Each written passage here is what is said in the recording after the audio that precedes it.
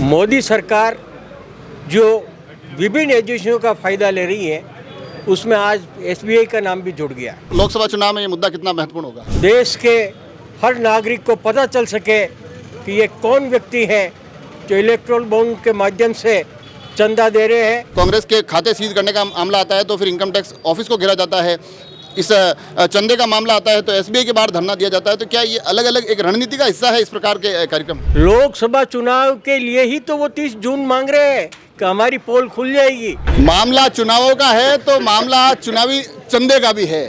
Bond in दिनों बड़े सुर्खियों में है। सुप्रीम कोर्ट ने आदेश दिया, उसके बाद बॉन्ड पर बहस थोड़ी और बढ़ गई। अब वो बहस ऐसा लग रहा है कि धीरे धीरे बैंकों तक पहुंच रही है। जी हाँ, कांग्रेस सीधा सीधा आरोप लगा रही है कि कहीं ना कहीं हालिया जो तमाम चंदे की कवायदें चल रही है उसमें सरकार, भारतीय जनता पार्टी की सरकार है उसका और एसबीआई का कोई ना कोई घालमेल है। उस घालमेल को लेकर राजस्थान में आज अलग अलग जगह एसबीआई बैंक के बाहर कांग्रेस आक्रामक प्रदर्शन करती नजर आ रही है। तो हम भी यहाँ आ गए हैं। कांग्रेस जिलाध्यक्ष हरि सिंह राठौड़ हमारे साथ है। इस बार ऐसा लग रहा है कि रणनीति थोड़ी बदली गई है।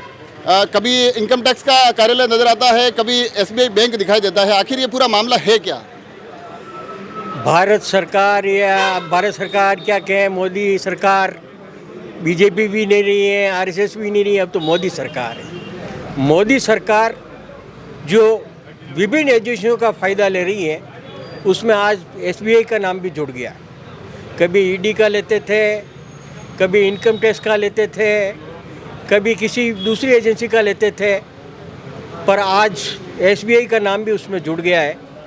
क्योंकि आप सबको पता है कि जो इलेक्ट्रोल बॉन्ड का नियम पास किया गया और उसमें तो करीब ये सबको पता है कि 2,12,000 करोड़ रुपये चंदा का मिला है।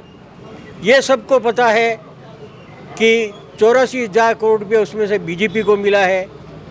ये सबको पता है कि देश में 22,000 व्यक्तियों ने ये इलेक्ट्रोल बॉन्ड खरीदे हैं।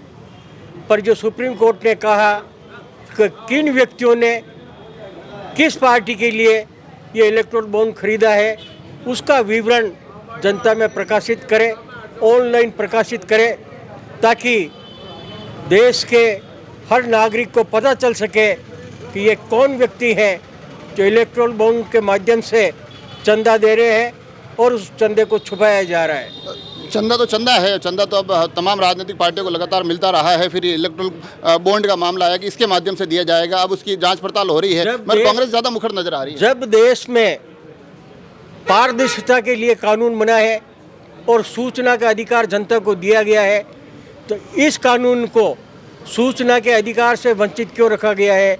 इसीलिए सुप्रीम कोर्ट ने इस कानून को ही रद्द कर दिया है कि ये कानून असंवैधानिक है। कहीं ऐसा तो नहीं है? क्योंकि जो रणनीति थोड़ी बदली हुई है। हमेशा अमूमन क्या होता है, कोई मुद्दा होता है उसको लेकर एक आंदोलन किया जाता है, धरना प्रदर्शन अलग अलग तरीके से किया जाता है। मगर इस बार कांग्रेस अपनी थोड़ी सी रणनीति बदल कर चल रही है। जहां अगर कांग्रेस के खाते सीज करने का मामला आता है तो फिर इनकम टैक्स ऑफिस को घेरा जाता है, इस चंदे का मामला आता है तो एसबीआई के बाहर धरना दिया जाता है। तो क्या ये अलग अलग एक रणनीति का हिस्सा है इस प्रकार के कार्यक्रम? मैंने आपको पहले भी कहा है कि ये केंद्र सरकार अलग अलग एजेंसियों का अलग अलग समय पे ये अपने हित में प्रयोग कर रही है। तो कभी तो कांग्रेस पार्टी के, यूथ कांग्रेस के खातों को सील किया जाता है तो इनकम टैक्स विभाग का सहयोग लिया जाता है, और कभी ये कि हम अभी तक ये डाटा उपलब्ध नहीं करा पाए। लोकसभा चुनाव में ये मुद्दा कितना महत्वपूर्ण होगा? लोकसभा चुनाव के लिए ही तो वो 30 जून मांग रहे हैं कि हमारी पोल खुल जाएगी।